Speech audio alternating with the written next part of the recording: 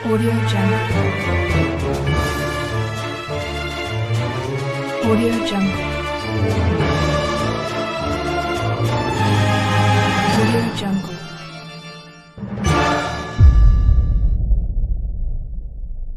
एक बार की बात है, केरल के एक छोटे से शहर में सुल्तान नामक एक डरावना कब्रिस्तान था। ऐसा कहा जाता था कि उस कब्रिस्तान में विभिन्न प्रकार के अलौकिक शक्तियां रहती थी। एक चांदनी रात को बिली, लूसी और रोहित तीन दोस्त कब्रिस्तान के किनारे पर एकत्रित हुए।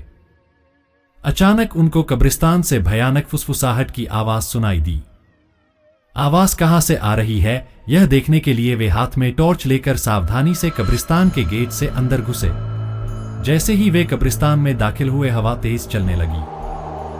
अचानक उन्होंने एक इंसान को एक मकबरे के पास टहलते हुए देखा।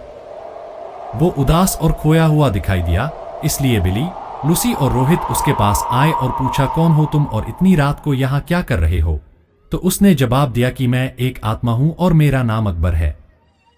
अकबर ने उन्हें उस भयानक अभिशाप के बारे में बताया जो इस कब्रिस्तान के सभी आत्माओं को परेशान करता था।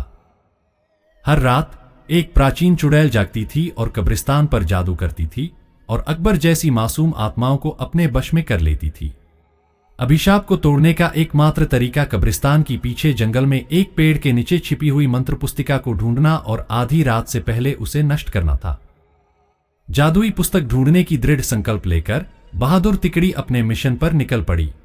उन्होंने अंधेरे में मकबरों के बीच रास्ता खोजा जंगल में जाने के लिए, और इस बात का ध्यान रखा कि आराम करने वाली आत्माओं को परेशान न किया जाए। रास्ते में उन्हें बोन्स नामक एक शरारती छोटे कंकाल का सामना करना पड़ा, जो उन्हें जादू की किताब खोजने में मदद करने के लिए तैयार हो गया। वह कंकाल उन्हें एक पुराने आम के पेड़ के पास ले गई और कहा, इस पेड़ के पत्ते सब अपने पास रख लो।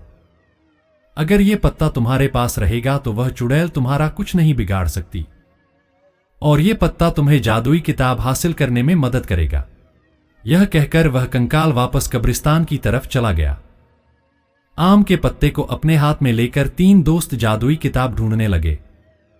बहुत ढूंढने के पश्चात जंगल में एक झील के अंदर उन्हें चमकता हुआ कुछ दिखाई दिया। रोहित को तैरना आता था तो उसने झील के अंदर जाकर वह चमकता बॉक्स ले आया। जैसे ही आम के पत्ते को बॉक्स के ऊपर रखा, वैसे ही बॉक्स खुल गया और चमकती जादुई किताब बाहर निकल आई। आधी रात करीब आते ही वे तीनों अपने हाथों में जादू की किताब लेकर श्राप को तोड़ने के लिए कब्रिस्तान की तरफ बढ़े। कब्रिस्तान में आकर वे किताब को खोले और एक प्राचीन मंत्र का पाठ किया। मंत्र पाठ करते ही जमीन कांपने लगी और कब्रिस्तान में एक तेज रोशनी छा गई। वह चुड़ैल जाग गई और गुस्से में दिखाई दी, लेकिन उसकी शक्ति धीरे धीरे कमजोर हो रही थी।